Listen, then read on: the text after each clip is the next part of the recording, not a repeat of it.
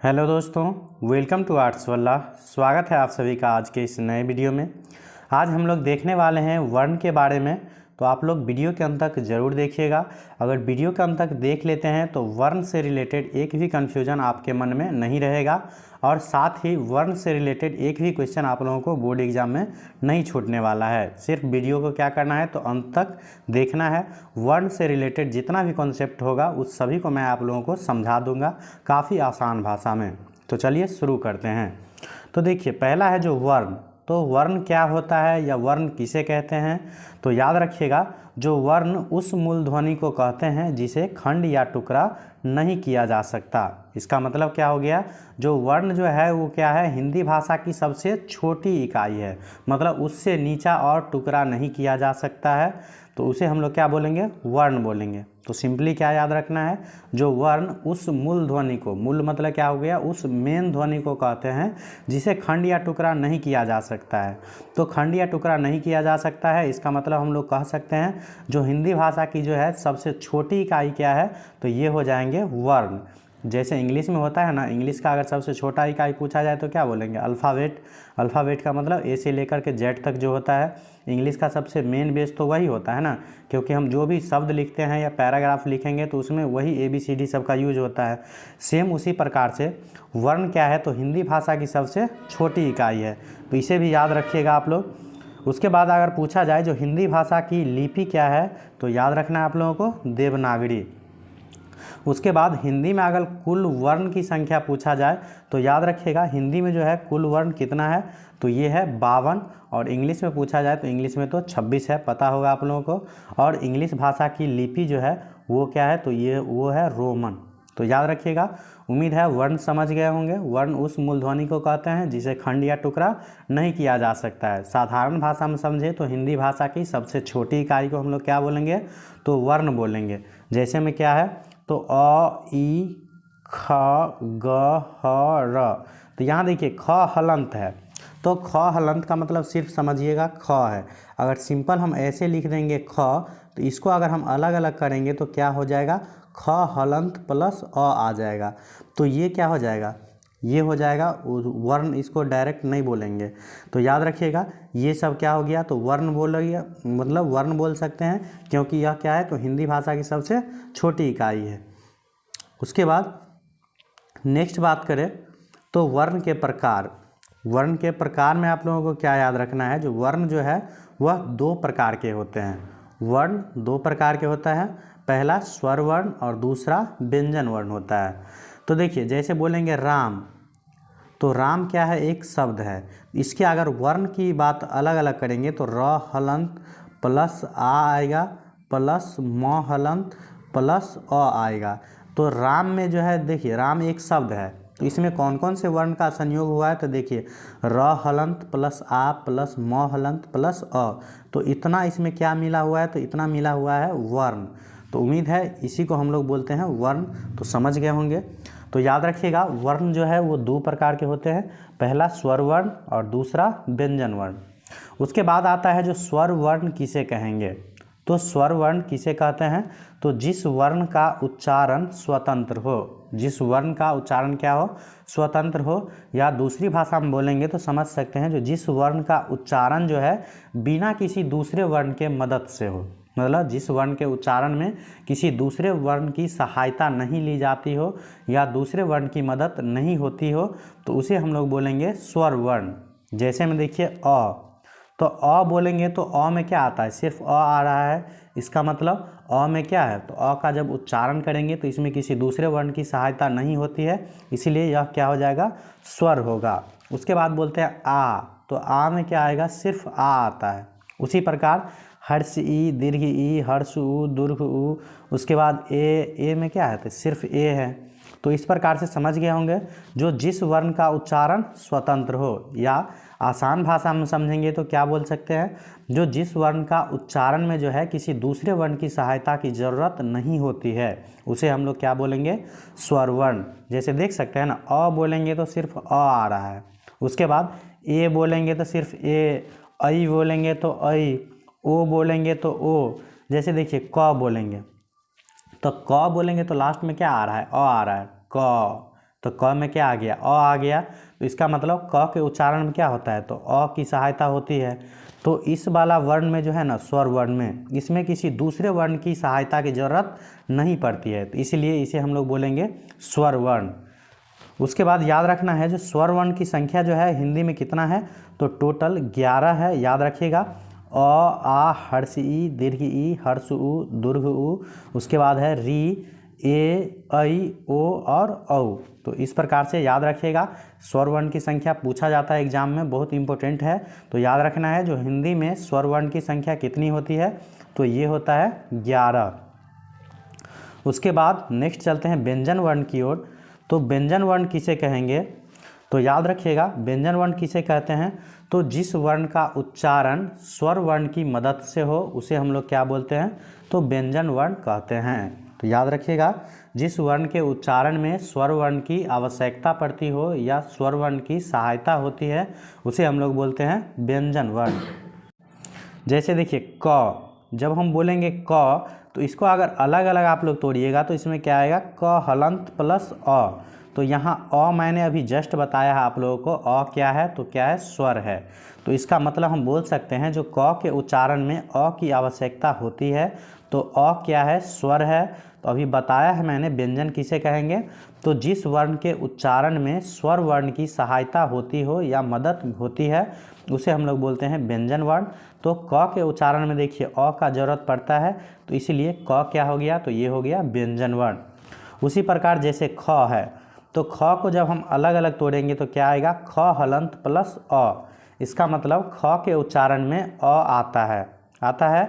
तो अ क्या है, तो स्वर है। इसका मतलब ख के उच्चारण में स्वर की सहायता होती है, इसीलिए ख क्या है, तो व्यंजन वर्ण है। तो उम्मीद है आप लोग समझ गए होंगे जो व्यंजन वर्ण किसे कहेंगे, तो जिस वर्ण के उच्चारण में स्वर वर्ण की सहायता होती है उसे हम लोग व्यंजन वर्ण कहते हैं। अगर समझ गए होंगे तो वीडियो को लाइक ज़रूर कर दिया कीजिए। उसके बाद है व्यंजन वर्ण के प्रकार। तो याद रखिएगा व्यंजन वर्ण जो है वो 3 प्रकार के होते हैं। पहला हो गया स्पर्श व्यंजन, दूसरा हो गया अंतःस्थ व्यंजन और तीसरा हो गया उष्ण व्यंजन। तो क्या याद रखना है, जो व्यंजन वर्ण 3 प्रकार के होते हैं, स्पर्श व्यंजन, अंतःस्थ व्यंजन और उष्ण व्यंजन। उसके बाद अगर पूछा जाए जो स्पर्श व्यंजन की संख्या कितनी होती है, तो याद रखिएगा स्पर्श व्यंजन की संख्या जो होती है वो कुल 25 होती है। अगर पूछा जाए कौन कौन होता है, तो याद रखिएगा पहला हो गया क वर्ग। क वर्ग कहने का मतलब क, ख, ग, घ, अंग 5 हो गया। उसके बाद क वर्ग उसी प्रकार के च वर्ग हो जाएगा, फिर ट वर्ग हो जाएगा, फिर त वर्ग हो जाएगा और उसके बाद प वर्ग हो जाएगा। तो जिस प्रकार से क वर्ग में क, ख, ग, घ, अंग आएगा या उसी प्रकार च वर्ग में च, छ, ज, झ, य आ जाएगा। उसके बाद ट वर्ग में ट, ठ, ड, ढ, न आ जाएगा। उसी प्रकार इस त वर्ग में क्या आएगा, तो त, थ, द, ध और न। उसी प्रकार से प वर्ग में क्या आ जाएगा, तो प, फ, ब, भ, म। तो उम्मीद है समझ गए होंगे। इस प्रकार से क वर्ग में कुछ 5 वर्ण है, च वर्ग में फिर 5, फिर ट वर्ग में 5, त वर्ग में 5 और प वर्ग में 5। तो इस प्रकार से टोटल को ऐड कीजिएगा तो कुल कितना आ जाता है, 25। तो याद रखिएगा स्पर्श व्यंजन की संख्या कितनी होती है, तो 25, क वर्ग, च वर्ग, ट वर्ग, त वर्ग और प वर्ग। कभी कभी ऑब्जेक्टिव में ये भी पूछ देता है, 4 ऑप्शन दे देगा, पूछेगा इसमें से कौन स्पर्श व्यंजन नहीं है, चाहे स्पर्श व्यंजन है। तो इसे आप लोग निश्चित रूप से याद रखिएगा, जो क वर्ग, च वर्ग, ट वर्ग, त वर्ग और प वर्ग ये सभी क्या है, तो स्पर्श व्यंजन। उसके बाद है अंतःस्थ व्यंजन। तो याद रखिएगा पहली बात, जो अंतःस्थ व्यंजन की संख्या कितनी है, तो ये हो जाता है 4। अगर पूछा जाए कौन कौन, तो याद रखिएगा य, र, ल और व, ये चारों क्या है, तो ये है अंतःस्थ व्यंजन। उसके बाद है उष्ण व्यंजन। तो उष्ण व्यंजन की संख्या कितनी है, तो उष्ण व्यंजन की संख्या है 4। याद रखिएगा कौन कौन अगर पूछा जाए, तो याद रखिएगा तालव स, मूर्धन स, दंत स और ह। तो ये चारों क्या है, तो ये चारों है उष्ण व्यंजन। तो इस प्रकार से समझ गए होंगे जो व्यंजन वर्ण 3 प्रकार के होते हैं, स्पर्श व्यंजन, अंतःस्थ व्यंजन और उष्ण व्यंजन। स्पर्श व्यंजन की संख्या 25, अंतःस्थ व्यंजन की संख्या 4 और उष्ण व्यंजन की संख्या भी 4 होती है। तो इसे आप लोग ज़रूर याद रखिएगा। और इससे रिलेटेड मैं ऑब्जेक्टिव जो है इसके बाद करवाने वाला हूँ, तो उसे देखने के लिए आप लोग चैनल को ज़रूर सब्सक्राइब कर लीजिएगा और देखिएगा जो किस प्रकार आसानी से जो है ऑब्जेक्टिव बन जाता है। सिर्फ इस क्लास को आप लोगों को ध्यानपूर्वक देखना है। उसके बाद है लेखन के आधार पर जो है हिंदी में कुल 52 वर्ण होते हैं। इसकी जानकारी मैं पहले दे चुका हूं। तो अब मैं आप लोगों को बताऊंगा जो 52 वर्ण कौन कौन से होते हैं और कैसे आप लोगों को 52 पूरेगा। तो देखिए, लेखन के आधार पर, लेखन मतलब लिखावट के आधार पर जो है हिंदी में कुल 52 वर्ण होते हैं। पहला होता है स्वर वर्ण। तो स्वर वर्ण की संख्या कितनी होती है? तो 11। ये मैंने बताया है, तो याद रखिएगा, ये हो गया 11। उसके बाद है व्यंजन वर्ण। तो व्यंजन वर्ण की संख्या कितनी होती है? तो व्यंजन वर्ण की संख्या होती है 33। 33 कौन कौन हुआ? तो 25 हुआ था कौन सा? स्पर्श व्यंजन। उसके बाद 4 हुआ था अंतःस्थ और 4 हुआ था उष्ण। याद होगा ना, जो 25 स्पर्श व्यंजन कौन कौन है? तो क वर्ग, च वर्ग, ट वर्ग, त वर्ग और प वर्ग। उसके बाद 4 गो है जो अंतःस्थ, तो य, र, ल और व। उसके बाद है उष्ण व्यंजन, तो तालव स, मूर्धन स, दंत स और ह। तो इस प्रकार से इस तीनों को ऐड कीजिएगा तो कितना आता है? 33। तो इस प्रकार से याद रखना है व्यंजन वर्ण की संख्या कितनी होती है? तो 33। उसके बाद एक होता है अनुस्वार, जिसको अंगस्वार बोलते हैं, एक बिंदी जो रहता है। उसके बाद एक होता है विसर्ग, तो यहाँ से क्या हो गया? 2 हो गया। उसके बाद एक होता है द्विगुण व्यंजन। तो द्विगुण व्यंजन की संख्या 2 होती है। एक होता है र, मतलब ढ भी बोलते हैं। उसके बाद ढ, ये हो गया बड़ा ड़, इसे बोलते हैं आप लोग, इसे ढ बोलते हैं। तो बड़ा ड़ और ढ, इसको क्या बोलते हैं? तो द्विगुण व्यंजन। तो याद रखिएगा इसकी संख्या कितनी होती है? तो ये होता है 2। उसके बाद होता है संयुक्त व्यंजन। तो संयुक्त व्यंजन की संख्या होती है 4। अक्ष, त्र, ज्ञ और स्र। तो याद रखिएगा ये 4 क्या है? तो ये 4 है संयुक्त व्यंजन।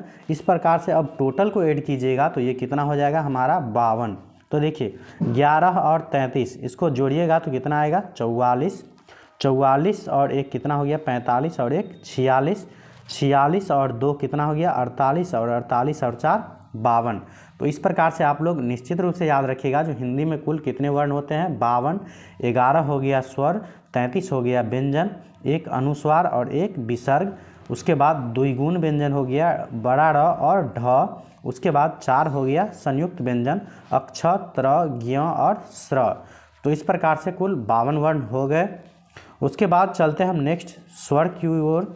तो स्वर आप लोगों को पता होगा जो जिस वर्ण के उच्चारण में किसी दूसरे वर्ण की सहायता नहीं ली जाती हो। तो उसके बाद है स्वर के प्रकार। तो याद रखिएगा स्वर वर्ण जो है वो 2 प्रकार के होते हैं। पहला है ह्रस्व स्वर। तो ह्रस्व स्वर किसे बोलेंगे?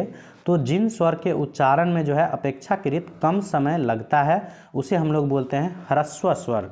जैसे देखिए अ, ई, उ, री। तो आप अगर उच्चारण करके भी देखिएगा तो इस सब में जो है थोड़ा कम समय लगता है। जैसे अ बोलना है तो सिर्फ अ बोल के निकल जाइएगा। उसी में अगर आ बोलना है तो इसमें जोर देना पड़ता है, जो आ, हर्ष ई, दीर्घ ई होता है ना। तो इस प्रकार से देखिएगा जो इसमें क्या होता है तो अपेक्षाकृत कम समय लगता है। अ, हर्ष ई, हर्ष उ और री। तो इसे हम लोग बोलते हैं ह्रस्व स्वर। परिभाषा में याद रखिएगा जो जिन स्वर के उच्चारण में अपेक्षाकृत कम समय लगता हो उसे हम लोग बोलते हैं ह्रस्व स्वर। तो उच्चारण में मतलब उदाहरण में 4 हो गए, अ, हर्ष ई, हर्ष उ और री। उसके बाद होता है दीर्घ स्वर। तो नाम से ही स्पष्ट है दीर्घ स्वर। तो जिन स्वर के उच्चारण में अपेक्षाकृत क्या होता है तो अधिक समय लगता है उसे हम लोग बोलते हैं दीर्घ स्वर। जैसे बोलेंगे आ, तो आप खुद उच्चारण करके देख सकते हैं। जो अ तो सिर्फ सिंपली बोलेंगे अ, और आ बोलेंगे तो उसमें जोर देना पड़ता है, जो अ, आ, उसके बाद दीर्घ ई, दीर्घ उ, ए, ऐ। इसको डायरेक्ट बोल कर नहीं निकल सकते हैं, इसमें क्या होता है तो जोर देना पड़ता है। इसका मतलब इन चारों की अपेक्षा इसमें जो है अधिक समय लगता है, इसलिए इसे हम लोग बोलेंगे दीर्घ स्वर। तो याद रखिएगा दीर्घ स्वर की संख्या 7 होती है। ऊपर वाला 4 याद रख लीजिएगा ह्रस्व, तो बाकी जो बच गया वो क्या हो जाएगा? दीर्घ स्वर। तो इस प्रकार से मैंने आज आप लोगों को स्वर के बारे में कंप्लीट जानकारी देने का प्रयास किया हूं। तो आप लोग ज़रूर बताइएगा जो आप लोगों को यह वीडियो कैसा लगा। अगर वीडियो पसंद आए तो लाइक ज़रूर कर दीजिएगा, साथ ही अपने दोस्तों के साथ शेयर करना ना भूलिएगा ताकि अपना फैमिली जो है वो बढ़ता रहे। तो थैंक यू फॉर वॉचिंग, और इसका ऑब्जेक्टिव देखने के लिए आप लोग चैनल को सब्सक्राइब कर लीजिएगा।